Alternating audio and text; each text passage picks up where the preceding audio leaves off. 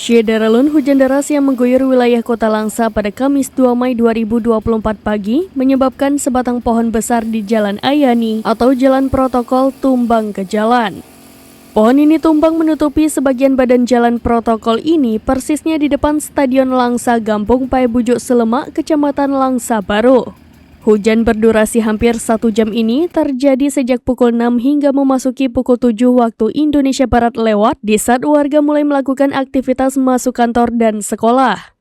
Petugas BPBD Kota Langsa yang mendapat laporan langsung menuju ke lokasi untuk membersihkan pohon tumbang yang mengganggu di Jalan Ayani Kota Langsa. Kabid Pencegahan Kesiapsiagaan dan Damkar BPBD Kota Langsa, Marjoni kepada serambinews.com menyebutkan tidak ada korban jiwa akibat kejadian tersebut.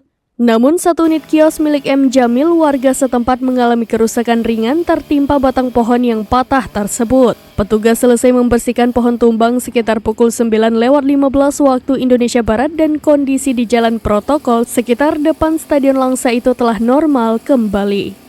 Dari Langsa, Zubir, serambinews.com.